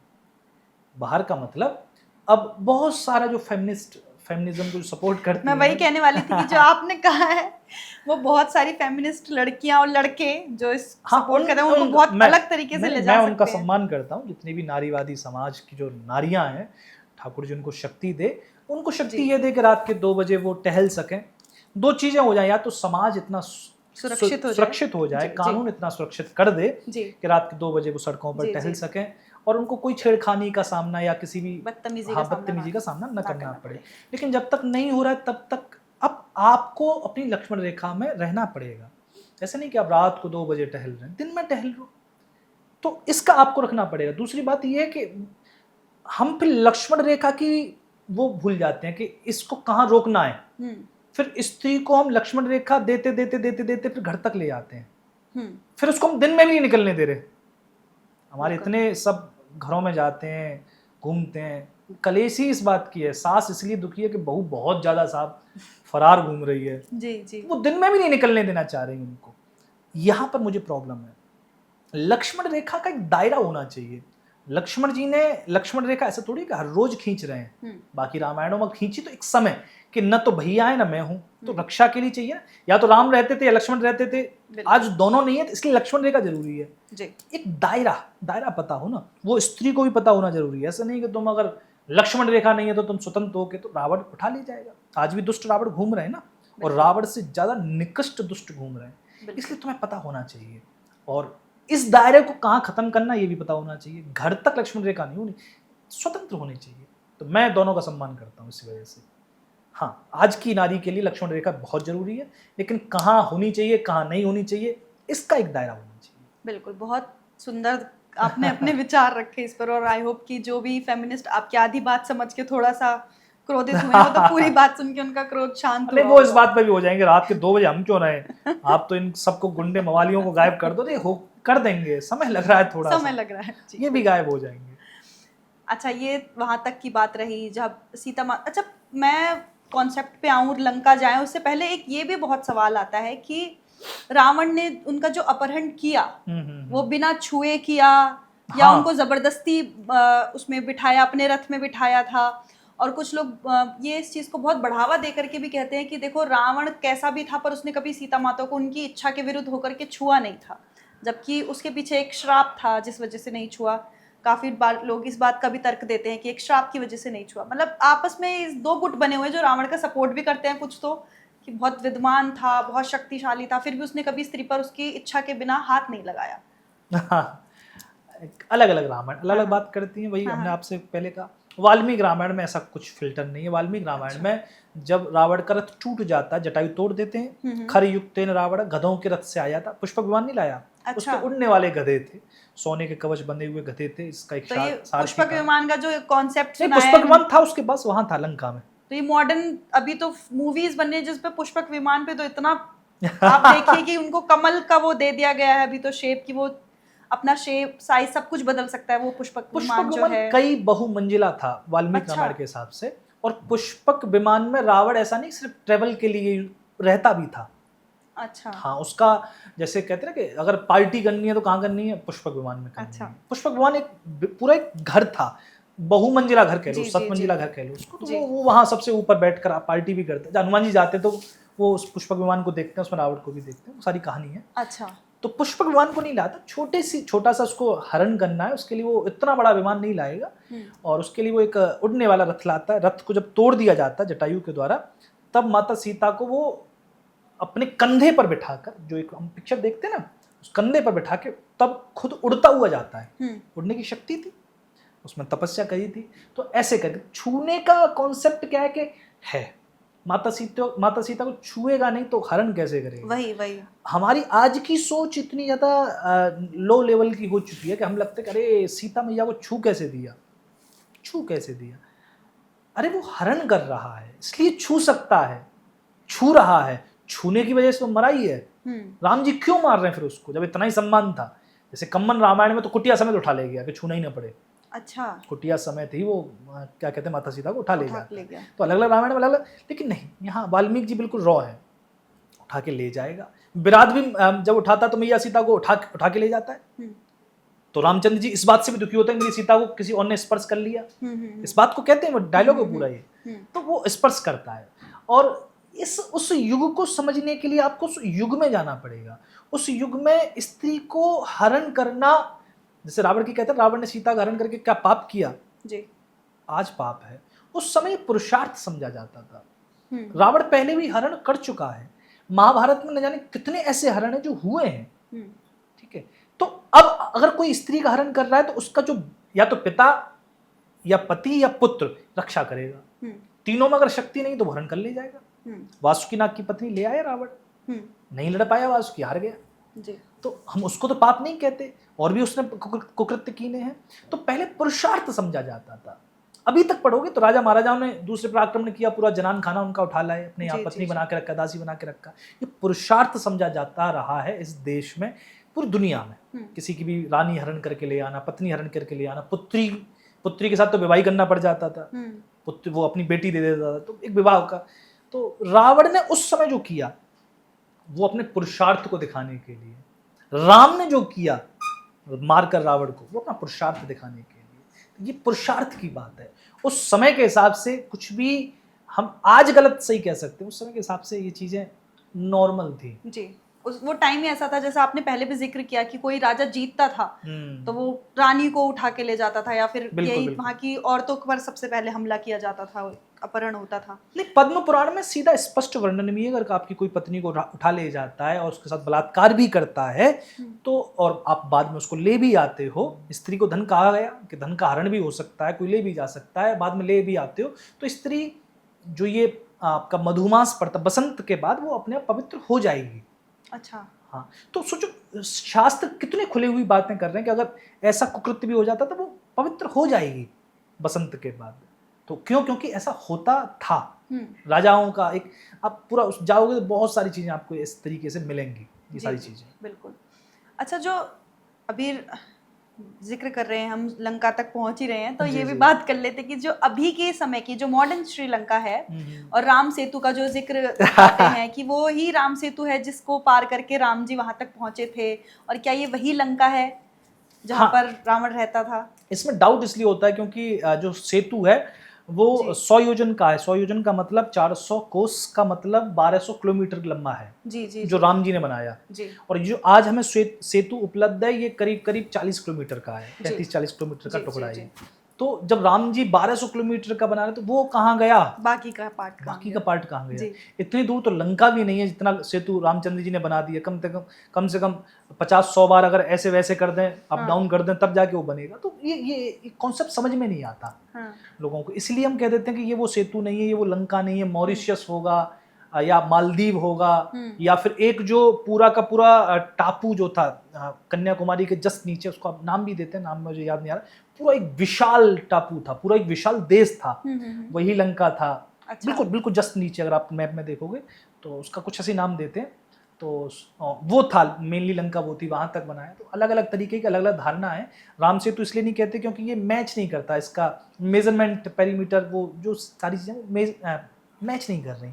लंका का इतिहास से मैच नहीं हो पा रहा कि उसको सिंगल द्वीप शुरू से कहते आए हैं, लंका बहुत बाद में जाके नाम हुआ, इसलिए वो लंका भी नहीं है। ये कश्यप वहाँ का एक राजा हुआ, उसको ही रावण मान लिया। तो इस तरीके से बहुत सारी चीज़, फिर बुद्धिज्म बहुत जल्दी आ गया श्रीलंका में, उसने सारे सबूत भी मिटा दिए। कहते हैं सनातन धर्म के सारे सबूत मिट गए वहाँ। तो बहुत सारी चीज़ें हैं जो इन सब चीज़ों को समझने के लिए अभी हमारे पास क्या कहते हैं कोई भी तथ्य नहीं है। सिकंदर ने एक बार आक्रमण किया था। सिकंदर का आक्रमण होता है एक टायर नाम के देश पर, तो वो समुद्र में था।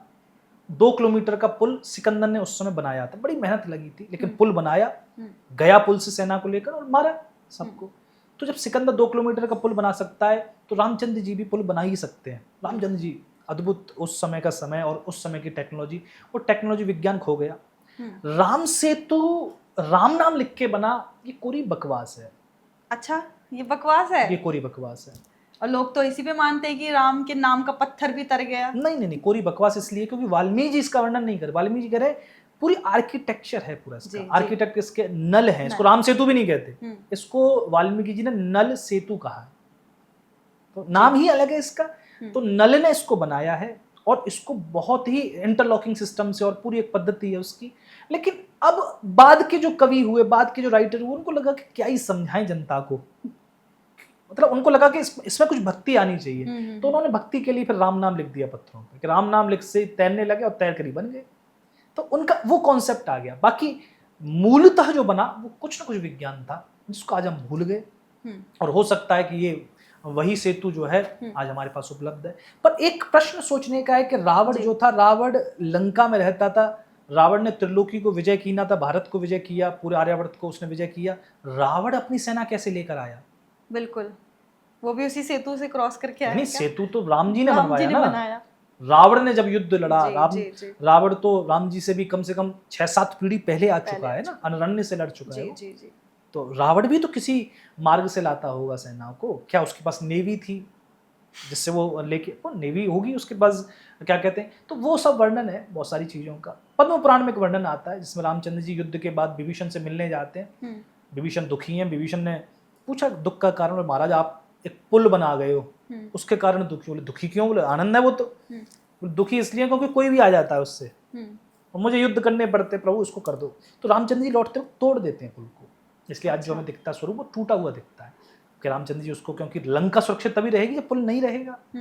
तो इस तरीके से कई सारी कथाएं।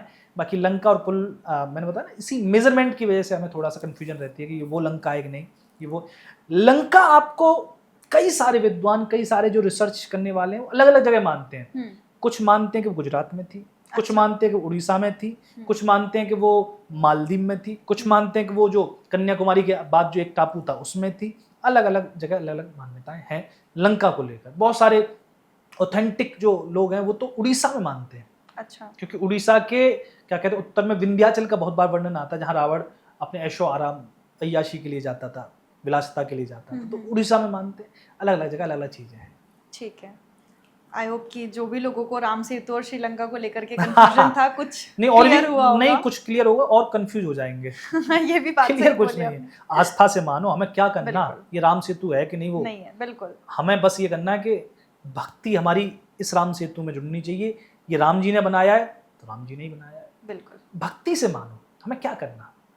बिल्कुल। संत महात्मा कहते हैं ना कि या तो गुरु और भगवान की जब बात है तो लॉजिक पीछे छोड़ दो, फिर उनकी वाणी को सत्य मानो और वो प्रमाण आपको अपने आप दिख जाएगा। बिल्कुल सही कहा आपने। अब जो बहुत सब लोगों के ज्यादा फेवरेट कैरेक्टर हैं रामायण के, वो है हमारे हनुमान जी। जी। जिनको हम हनुमान जी का नाम लेंगे तो उनका पोर्ट्रेल ही ऐसा है कि हमारी आंखों में सबसे पहले उनकी गदा आएगी। और बहुत से स्कॉलर्स और रीडर्स जो हैं, रिसर्चर्स जो हैं, वो कहते हैं कि उनके पास तो कभी कोई गदा थी ही नहीं। ये तो सिर्फ एक कैसे इमेजिनेशन के लिए, उनकी पावर दिखाने के लिए बाद में से जोड़ दिया गया, बट इसका रामायण में वर्णन नहीं है। ऐसा है। अब मानव को जब लड़ने की जरूरत पड़ी तो मानव हाथों से लड़ता था शुरुआत में, एक शुरुआत आदि काल से। लेकिन उसको लगा कि हाथ सक्षम नहीं है उतनी मार काट करने में, तो उसने शस्त्र अस्त्र बनाए, उसमें तलवार बनाई, धनुष बनाए, दूर से मार सके। उसी में गदा भी बनी, क्योंकि गदा से आप बहुत 1000 बार वार कर सकते हो, हाथों से आप 1000 बार नहीं मार सकते ना। तो ये मनुष्य की खोज है शस्त्र अस्त्र।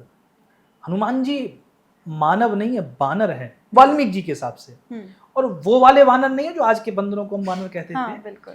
पहले इस धरती पर जो वैज्ञानिक बताते हैं कई तरीके का मनुष्य रह चुका है, जिसमें होमो इरेक्टस थे, नियंडरथल्स थे। नियंडरथल हमसे ज्यादा ताकतवर थे, उनकी भुजाओं में ज्यादा बल था। बुद्धि हमारी तेज थी, इसलिए हमने उनको दबोच दिया, मार दिया, मतलब समाप्ति कर दी। कई तरीके के मानव रह चुके हैं, उन्हीं मानव में ये वानर थे।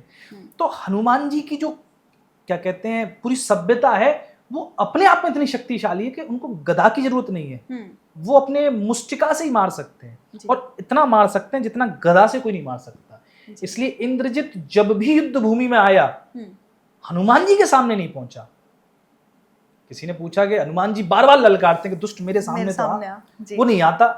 किसी ने पूछा कि इंद्रजित से कि भाई इंद्र को जीतने वाला है, हनुमान जी से क्यों नहीं लड़ता? बोले एक बार लड़ चुका हूं, अशोक वाटिका में लड़ा था। इस बंदर ने ऐसा घूंसा मारा कि मैं मूर्छित हो गया।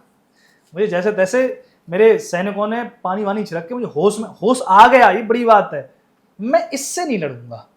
इंद्रजित सबसे लड़ता है। इंद्रजित एक दिन तो ऐसा युद्ध करता है कि 67 करोड़ बानर, कोटि कहा, करोड़ कह लो उसको, कोटि भी कह सकते हैं।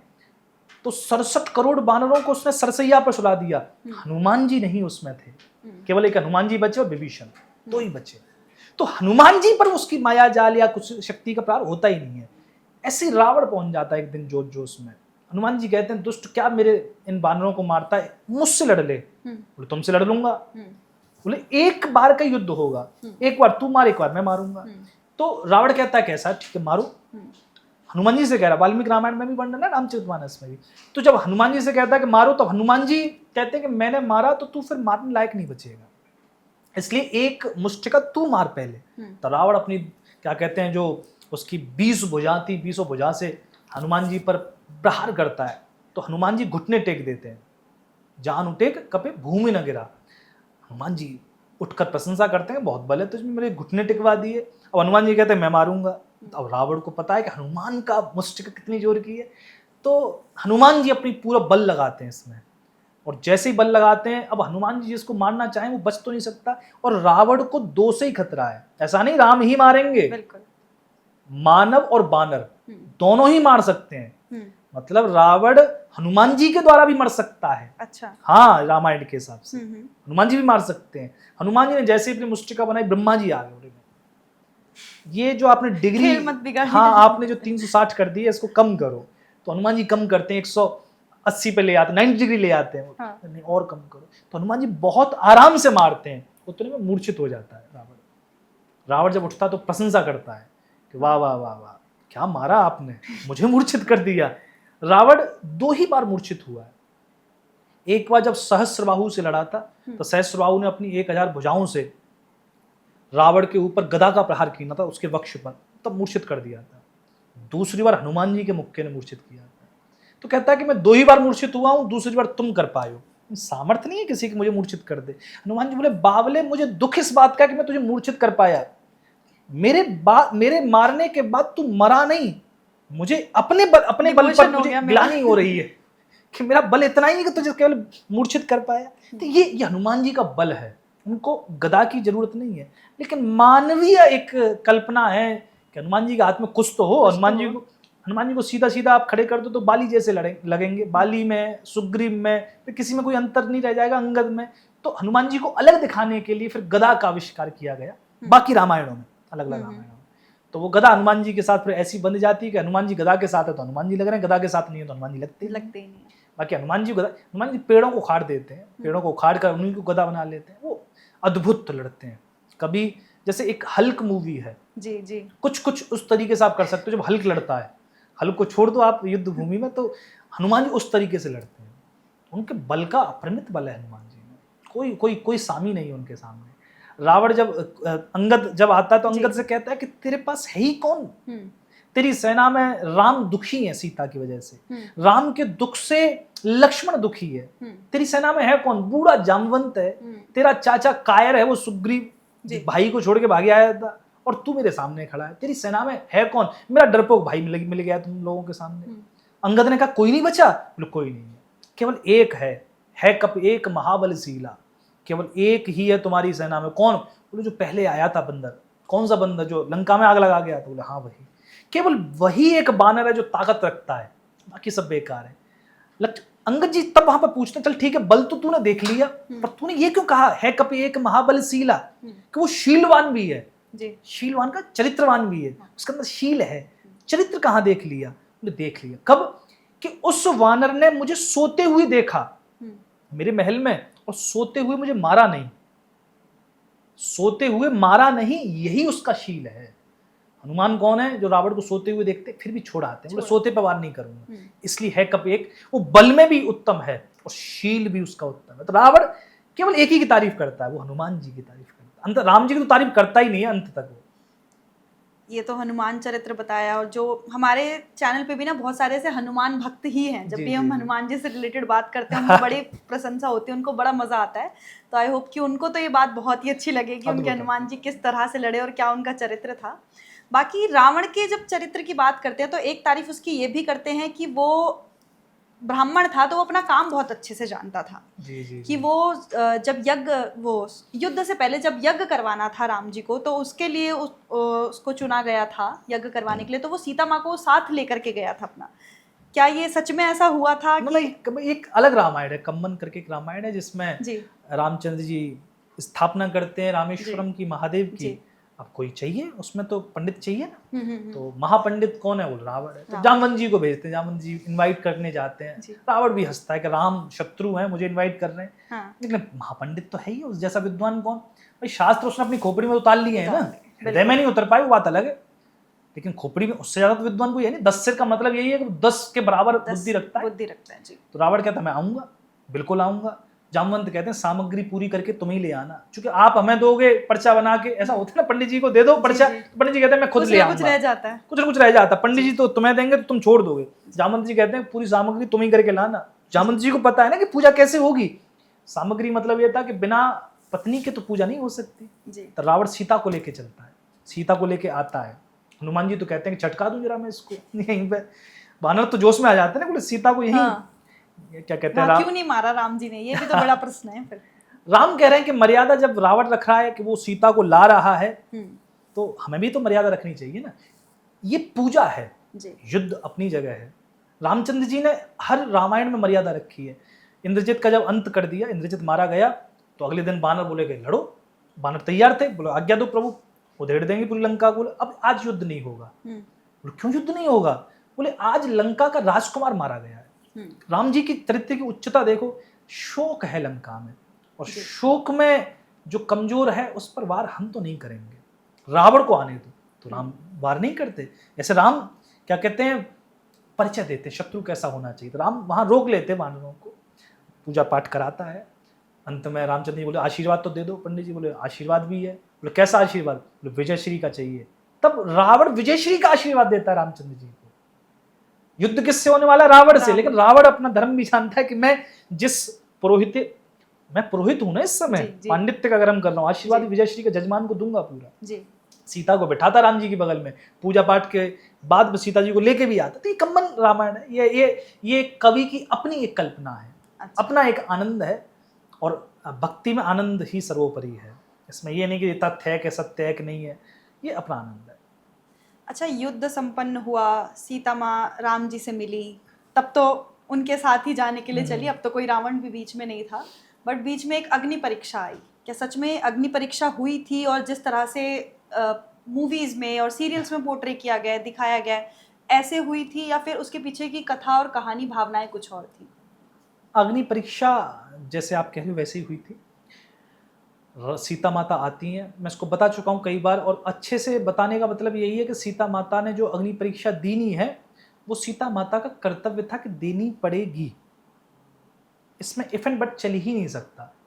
आप कहोगे सीता माता को क्यों देनी पड़े, बहुत सी कहते हैं फेमिनिस्ट वाले के, रामचंद्र जी भी संग देते, रामचंद्र जी भी चिता पे चढ़ जाते साथ में। तो रामचंद्र जी अपनी अग्नि परीक्षा दे चुके हैं। पुरुष की अग्नि परीक्षा अलग होती है। पुरुष की अग्नि परीक्षा ये थी कि रामचंद्र जी यहां तक लड़के आए हैं, जूझ गए हैं पूरे युद्ध में, सीता का लंका से उद्धार किया है, ये उन्हीं की तो अग्नि परीक्षा है ना। राम राजा हैं, लौट सकते थे, तमाम विवाह कर सकते थे, सीता के पीछे आने की आवश्यकता नहीं। वे साबित करते कि सीता से प्रेम करते, पुल बना के लोग आए हैं ना, राम सेतु बनाया है, पूरा युद्ध किया है। तो राम अग्नि परीक्षा दे चुके। अब सीता को अग्नि परीक्षा ये देनी है कि क्या वे राम से ही प्रेम करती हैं। अगर सीता यहां विफल हो जाती है कि उनका प्रेम केवल राम से नहीं किसी और से भी हो सकता था, तो फिर सारी योजना, रामचंद्र जी का सारा आना सब विफल हो जाएगा ना। रामचंद्र जी अग्नि परीक्षा दे चुके हैं सीता जी को वहां से छुड़वा के। अब सीता जी को यह साबित करना है कि राम से ही प्रेम करती हैं, इतना तो करना पड़ेगा। ये वेस्टर्न फिलोसॉफी अलग हो जाती है। वेस्टर्न फिलोसॉफी में यह है कि क्या कहते हैं, मैं कल ही एक मूवी देख रहा था, उसमें एक लड़की 2 लड़कों से एक साथ प्रेम करती है। अब ये चल रहा है, वेस्टर्न में पूरा आ चुका है कि कोई भी एक लड़की 2 लड़कों से एक साथ प्रेम कर सकती है और भरपूर कर सकती है। भरपूर का मतलब उसको दोनों से प्रेम है, दोनों में खूबियां, दोनों से प्रेम कर रही है, और दोनों लड़के भी आपस में एक्सेप्ट कर चुके हैं कि हम दोनों से कर रही है।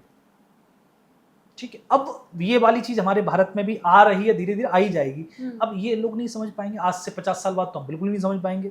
सीता जी को ये कैसे साबित, राम जी होते कौन है सीता जी के प्रेम की परीक्षा लेने वाले? राम होते हैं, क्योंकि राम पहले दे चुके हैं कि राम सीता से प्रेम करते हैं, मैं लड़ूंगा, मरूंगा, मर जाऊंगा, लेकिन सीता को छुड़वाऊंगा।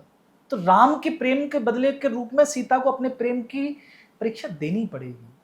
आज का मानव नहीं समझ पाए, आज का वेस्टर्न फिलोसॉफी तो समझ ही नहीं पाएंगे, पश्चिम तो समझ ही नहीं पाएंगे, जहां पर वो अलग ही एक दुनिया में पहुंच चुके हैं। भारत भी शायद 50 साल बाद ना समझ पाए, लेकिन सीता का अग्नि परीक्षा बिल्कुल जायज है, इसमें कोई भी इफ एंड बट होना नहीं चाहिए। रामायण में हमने बहुत सारे कैरेक्टर्स की बात करी, बहुत लोगों के बारे में अलग अलग स्टोरी सुनी, बट हम विभीषण के बारे में बात ना करें, ये थोड़ा सा अन्याय हो जाएगा। क्योंकि विभीषण को कुछ लोग ऐसे हैं जो बहुत सपोर्ट में रहते हैं कि हाँ भाई है तो क्या हुआ, गलत का साथ नहीं दे सकता, और कुछ लोग है कि पूरी रावण हारा तो सिर्फ अपने भाई के कारण हारा।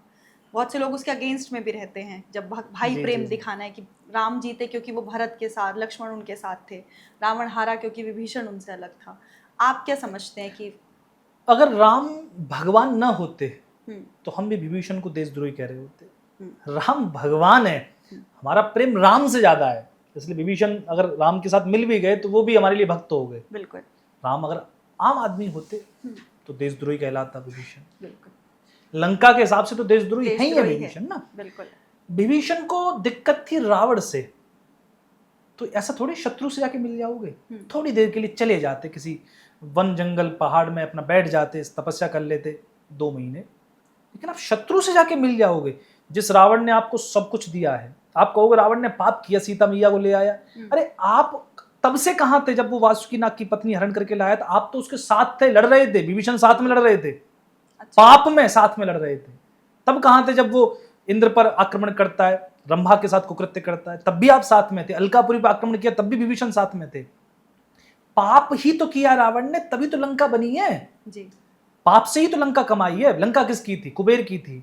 भाई को मार के भगा दिया, लंका कब्जा ली। उस लंका में विभीषण रह रहे हैं, ऐशो आराम में रह रहे हैं, विलासिता में रह रहे हैं, ऐश्वर्य में रह रहे हैं। तब आपने नहीं कहा कि पाप किया है आपने, मैं शत्रु के साथ मिल जाऊंगा। आज आपको दिख रहा है शत्रु बली है ना, उनका एक छोटा सा दूत आके लंका को भस्म करके जा सकता है। तो इस तरीके से बात की जा सकती है कि यहाँ पर विभीषण थोड़े से स्वार्थी लगेंगे आपको। राम जी को अगर एक किनारे कर दें कि उनको अगर एक आम आदमी मानकर चलें, मानव मान के चलें, तो हाँ विभीषण। इसकी जगह, विभीषण की जगह फिर दूसरा कैरेक्टर है कुंभकर्ण का। कुंभकर्ण जानता है कि रावण ने गलत किया। जगदम्बा हरियाणव सटसात कल्याण कहता है, अभी तुम रावण अब कह रहा है तेरा कल्याण अब नहीं होगा, जगदम्बा है वो, सीता नहीं है, मारा जाएगा। रावण ने कहा मैं मरने के लिए तैयार हूं, तुझे लड़ना है कि नहीं लड़ना ये बता। कुंभकर्ण ने कहा कि लड़ूंगा तो मैं सही, मेरी मजबूरी है लड़ना तेरे साथ, क्योंकि सुख तेरे साथ भोगे तो दुख भी तेरे साथ भोगूंगा। विलासिता जब आई, वैभव आया, तो मैंने भोगा ना तेरे साथ। आज मृत्यु सामने खड़ी है तो ये कुंभकर्ण लड़कर उस मृत्यु का वर्णन करेगा। एक किसी कवि ने कहा था, एक वृक्ष में आग लग रही है, उस पर 2 पक्षी बैठे हुए हैं, आग जल रही है, धू धू करके पक्षी भी जलने वाले हैं। किसी ने पूछा, कोई कवि है, बोले आग लगी इस वृक्ष में जलते इसके पात, और तुम क्यों जलते पक्षियों, पंख तुम्हारे पास। बचपन में पढ़ी थी हमने। अरे पक्षी तुम क्यों जल रहे हो, तुम्हारे पंख है ना, उड़ जाओ उड़ जाओ।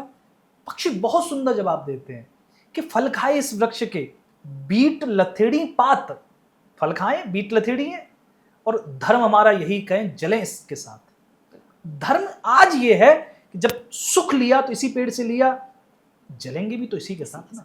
कुंभकर्ण इसी का वर्णन करते हैं। कर्ण से जब कृष्ण ने कहा ना कि पांडवों की तरफ आ जा, बोले केशव अब नहीं आ सकता, राजा जिसने बनाया वो दुर्योधन है, राज्य भोगा तब मैंने दुर्योधन को मना नहीं किया। आज अगर उसकी वजह से मुझे मृत्यु भी वरण होगी तो मैं वरण करूंगा। यही कुंभकर्ण कहता है। विभीषण किनारा कर लेते हैं, बोले अब नहीं साहब, हमारा अपमान कर दिया, हम तो राम जी के साथ मिल जाएंगे। तो विभीषण को गद्दार या देशद्रोही कहा ही जाएगा, लेकिन जब राम भगवान है तो विभीषण को भक्त कहा जाएगा। हम कहेंगे साहब भैया भक्त है बहुत बड़ा। ऐसा नहीं है कि विभीषण के बिना रामचंद्र जी रावण को नहीं मार पाते, मार देते, लेकिन विभीषण का अपना एक अलग कैरेक्टर है। उसको नेगेटिव तरीके से भी समझा जा सकता है और पॉजिटिव तरीके से भी समझा जा सकता है। पॉजिटिव तरीका यही है कि जब जागो तब सवेरा, कम से कम उन्हें समझ में तो आ गया कि मैं दुष्ट के साथ हूँ, गलत गलत के साथ हूँ, मैं जाके राम जी के साथ मिल जाऊंगा। विभीषण भी दाव पे लगा रहा है चीजें कि राम जी के साथ अगर जाके लड़ूंगा तो हारेंगे अगर राम जी, तो मैं भी तो हारूंगा, मारा तो मैं भी जाऊंगा। तो विभीषण भी दाव खेल रहे हैं, ठीक है। और दाव भक्ति का है, वो राम के साथ, अब मैं सही के साथ लड़ूंगा। बहुत दिन अन्याय देख लिया, बहुत दिन असत्य देख लिया, इस तरीके से भी देखा जा सकता है। दोनों तरीके देखिए। बिल्कुल। अच्छा, रामायण का जो एंडिंग है, जब जी सबसे बड़ी बात तो हनुमान जी के साथ जब वो अलग होते हैं राम जी, वो सबसे मेन चीज़ आती है कि मल्टीवर्स की भी एक बात होती है वहाँ पे। जब वो बोलते हैं कि उन्होंने अंगूठी फेंकी तो वो न जाके जब पाताल लोक में गिरी तो वो ढूंढने गए, तब उनको पता चला कि ऐसा उनके साथ बहुत बार हो चुका है कि वो अंगूठी ढूंढने आते हैं और राम जी अपना बैकुंठ लौट जाते हैं। तो जो रामायण में मल्टीवर्स की बात करी गई है, अलग अलग यूनिवर्स और युगों की बात करी है कि ऐसा बहुत सालों से चलता आ रहा है, क्या उसका प्रमाण है और क्या सच में इसी तरह से राम जी धोखा देके चले गए थे हनुमान जी को? मल्टीवर्स का मैं एक तो आपको बताऊं, मल्टीवर्स जो रामचरितमानस में है, जो काकभूषुंडी जो एक्सपीरियंस करते हैं रामायण में, वैसा वैज्ञानिकों का मल्टीवर्स नहीं है जी। रामचरितमानस का मल्टीवर्स ऐसा है कि रामचंद्र जी हर कल्प में, हर ब्रह्मांड में एक जैसे ही है, ठीक है, और लीला वो कर रहे हैं, बाकी सबके चेहरे बदल जाते हैं, राम जी एक ही जैसे रहते हैं। अच्छा। बाकी सब रहते हैं और बाकी सबकी लीला होती है। ऐसा वैज्ञानिक तौर पर जो मल्टीवर्स है उसमें नहीं है। हाँ। वैज्ञानिक तौर पर मल्टीवर्स में तो राम अगर सीता के पति हैं तो किसी में बहन और भाई भी हो सकते हैं। मल्टीवर्स जो वैज्ञानिकों के हिसाब से देखा जाए। जी जी जी। और रामचंद्र जी ऐसा नहीं है कि रावण सीता जी को उठा के ले जाए तभी लड़ना पड़े, रामचंद्र जी सेना लेकर भी मार सकते हैं रावण को। मल्टीवर्स कहता है। राम ऐसा नहीं कि बड़े भाई बने, राम छोटे भी बन सकते हैं। ठीक है, तो और ऐसा नहीं कि कैकेयी माता बने, उसमें कौशल्या माता मतलब कौशल्या माता बने, कैकेयी भी माता बन सकती है राम की। तो मल्टीवर्स में प्रोबेबिलिटी खेलती है। ठीक है, लेकिन हमारा रामचरितमानस का मल्टीवर्स एक जैसा चलता है। राम वही रहेंगे, लीला वैसी ही होगी। इस तरीके से मल्टीवर्स में डिफरेंस समझ लें। दूसरी बात कि जब रामचंद्र जी जाने को समय हो गया तो देख रहे हैं कि जाऊं तो तब मैं जब काल आए, काल को आना पड़ेगा, काल के सर पर पांव रख के तब रामचंद्र जी जाएंगे, लेकिन काल घुस ही नहीं पाता। क्यों? हनुमान जी खड़े हैं, राम द्वारे तुम रखवारे। तब हनुमान जी को भेजने के लिए वो मुद्रिका डाली जाती, जैसा आपने बताया। पाताल लोक में हनुमान जी जब जाते हैं तब देखते हैं वहाँ एक सफ़ेद वानर बैठा हुआ है जो राम नाम का जप कर रहा है। हनुमान जी ने पूछा उससे कि यहाँ एक मुद्रिका आई है, मुझे मुद्रिका का पता बताओ। कौन सी मुद्रिका? पहले तो परिचय दो, तुम कौन हो? तो हनुमान जी ने बताया मैं हनुमान हूँ। कौन से हनुमान हो? मैं भी हनुमान हूँ। सफेद वानर कह रहा मैं भी हनुमान हूँ। अच्छा। हनुमान जी बोले तुम कौन से हनुमान हो? सफेद वानर ने कहा कि तुम बताओ पहले तुम कौन से हनुमान हो? बोले मैं वो हनुमान हूँ जिसने लंका जो है, हनुमान जी भी अपना बल पराक्रम बता रहे हैं ना, कि वो हनुमान जिसने लंका अपनी पूंछ में आग लगा के जला दी। जो सफेद हनुमान थे वो हंसे, बोले तुम्हें लंका को जलाने के लिए पूंछ में आग लगानी पड़ी? तुम्हें पता मैं कौन सा हनुमान हूँ? मैंने सिर्फ फूंक से लंका जला दी थी। हनुमान जी कब जाते हैं ऐसे? हनुमान भी कई बार आ चुके हैं ना। किस लिए आए? मुद्रिका लेने आया हूँ। तब सफेद हनुमान कहते हैं कि मैं भी आया था, यहीं बैठा रह गया। क्यों? क्योंकि मुद्रिका देखो पीछे जाके, जब हनुमान जी पीछे जाके देखते पहाड़ है, करोड़ों मुद्रिकाएं हैं। तो हनुमान जी चक्कर घूम जाए, करोड़ों बार मुद्रिका जा चुकी है, करोड़ों बार हनुमान जी लेने आ चुके हैं। एक सफेद हनुमान है जो बताने के लिए बैठे हैं कि बार बार आ रहे हो, बार बार जा रहे हो, और राम अब जा चुके हैं। तब हनुमान जी जाते हैं, उनके विरह में फिर वो पत्थरों पर रामायण लिख देते हैं। हनुमान नाटकम जिसको कहते हैं, सुंदर रामायण है। तो इस तरीके से हनुमान जी का बहुत सुंदर चरित्र, राम जी के बाद फिर उनका विरह प्रकट होता रामायण में जी। और उस जैसी रामायण नहीं है। फिर हनुमान नाटकम के आज बहुत कम श्लोक बचे। वाल्मीकि जी की वजह से उन्होंने सारे पत्थर तोड़कर फेंक दिए थे नदी में, बाद में विक्रमादित्य को मिले, संकलित किए गए। बहुत कम श्लोक बचे। बहुत ही खूबसूरती के साथ आपने हमारे सारे सवालों के जवाब दिए, और मुझे तो पर्सनली बहुत सारी नई स्टोरी सुनने के लिए मिली, बहुत कुछ नया जानने के लिए मिला। जिस तरह से अभी तक हम रामायण को समझते और देखते आ रहे थे, उनसे अलग भी बहुत पहलुओं से मैंने रामायण को आज देखा, और जिस तरह से आपने व्याख्या की और वो में जो इमेजिनेशन में चलता गया, बहुत खूबसूरती के साथ आपने किया। बहुत बहुत धन्यवाद कि आपने अपना कीमती समय हमारे लिए निकाला, और इतने भावुक भी हुई मैं बहुत बार बीच में, तो मुझे तो बहुत मजा आया। एंड आई होप कि हमारे दर्शकों को भी ये रामायण उस तरह से समझ आए, अलग अलग रूपों को देखे वो रामायण के। देखने चाहिए, अलग अलग रूप है रामायण के, तो अलग अलग रूप से देखो उसको। जज मत करो, जज करने लग जाते हैं, अरे ऐसे नहीं वैसे, ऐसे नहीं वैसे, मत करो जज। जिस तरीके से है उसके अलग अलग रूपों का आनंद लो ना। हम ऐसा थोड़ी कि इस दुनिया को लाल ही रंग में देखना चाहते हैं, हरे रंग में भी सुंदर लग रही है। आसमान इसका आसमानी है, नीला है, हम हर रंग में आनंद ले रहे हैं। हर रंग है रामायण का, उस हर रंग का आनंद लो। एक रंग में रंगने का प्रयत्न करोगे तो फिर रामायण न रह जाएगी, रामायण अधूरी हो जाएगी। तो मेरा बस यही प्रयत्न है कि हर रंग को आनंद लो। बहुत बहुत धन्यवाद आपका हमारे साथ जुड़ने के लिए। जय सीताराम। जय श्री राम।